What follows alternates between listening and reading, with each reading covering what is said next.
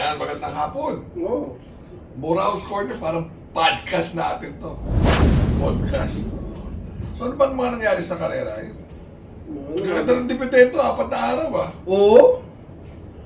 400, 360, 255, 255, 3.5. 3.5. So babalik na naman sa 800 pesos mo naman yan. At Pababawiin muna kayo. ano na? Alright. Ngayon na yung time ng mga Don Juan, Marjo, Piltobo, ano pa ba? Gold Cup. Ayan, madami, Don Juan. So, well, linggo-linggo na yan. Ano, linggo-linggo may no bearing. Maganda sana, kita naman nila pag ginawa nila yan. Diba? Puro pera yun, no? Mas maganda yun. Makakatulong. Legal pa. Oo. Mabawasan yung mga nagbabiyahe. Kawawa naman kasi minsan nakakawa na rin taong bayan eh. Nahayaan lang, di ba? Nahayaan nila. Gaya nun. Alam mo yung mga comments pare, kung yung mga natalong Yamado? O yung sa race laging laglag yung Yamado Ano bang nangyari ron? Hindi. Non-winner yan eh. May talagang Di ba, unpredictable, Yung high limit ba yun?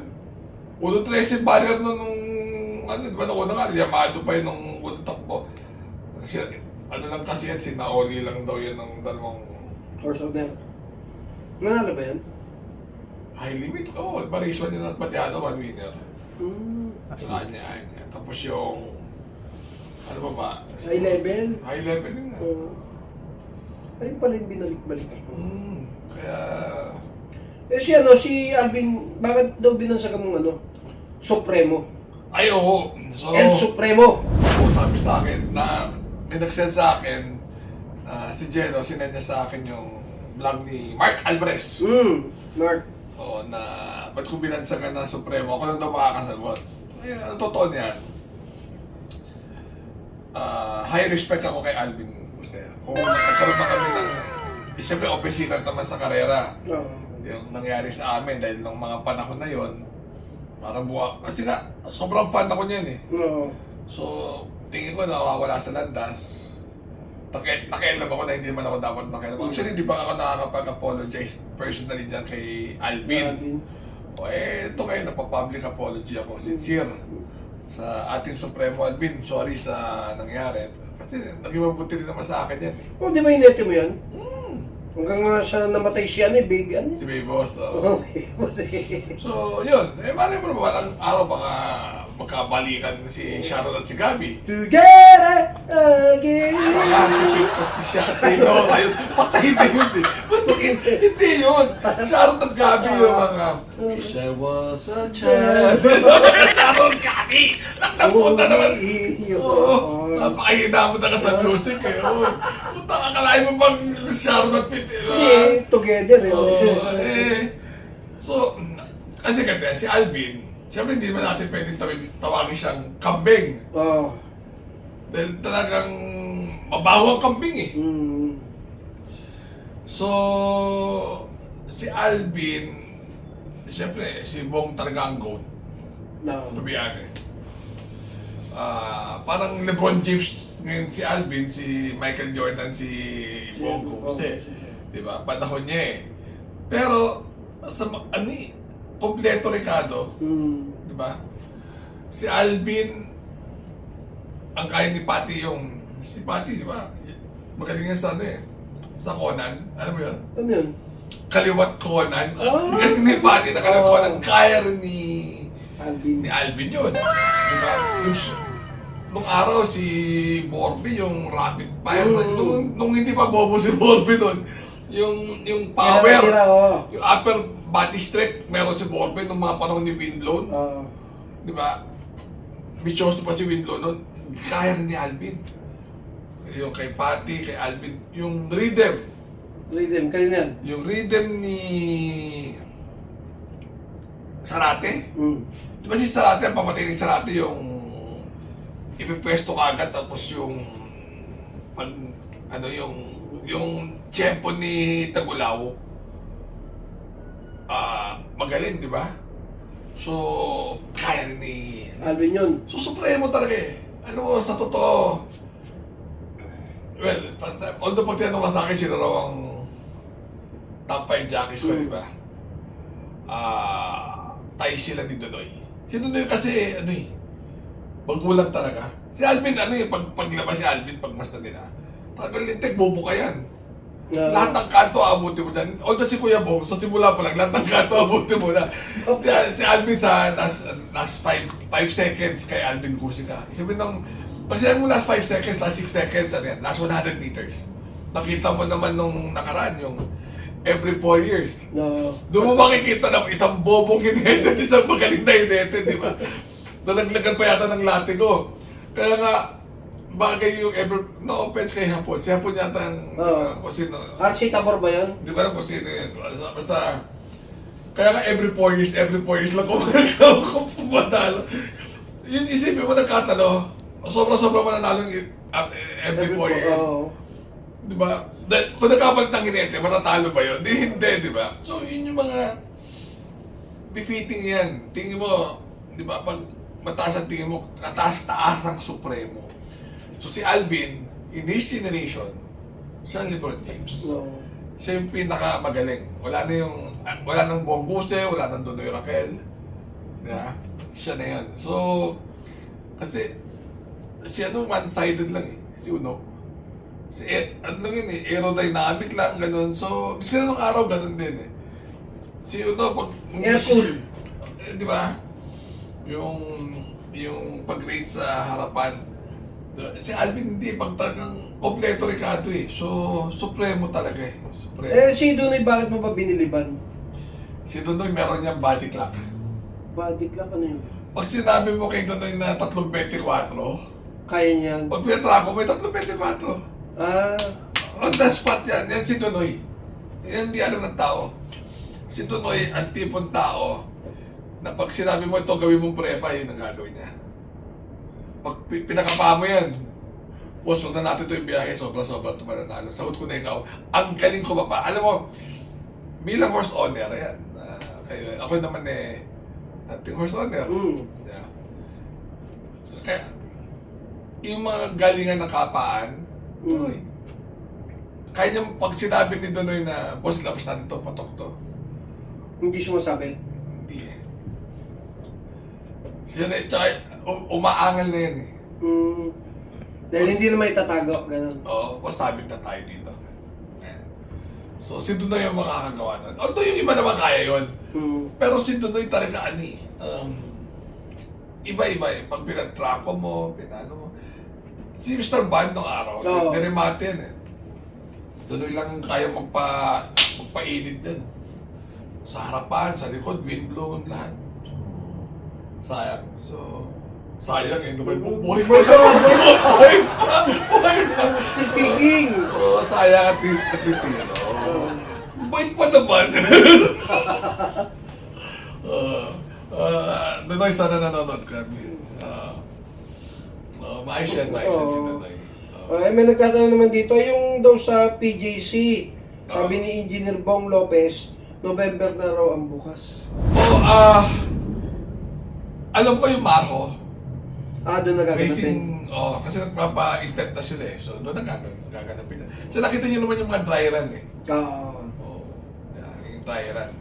Ngayon, as we speak, nagkaroon sila maayos. So, yung Tuesday na karera, bakit nagkaroon ng Tuesday? Tapos ngayong Friday, nag-alanganin naman. Baka naghahaman. Miscalculation. Isipin mo, galing ka sa no bearing na trainer stay na full Lahat game. Lahat. Na 7 karera, tsaka siyam ba yun? Sampu. Di durugan yun, di ba? Tapos maglalagay ka ng Tuesday, di magkahabol. Walang pahinga ko. Tapos, di wala talaga tatakbo.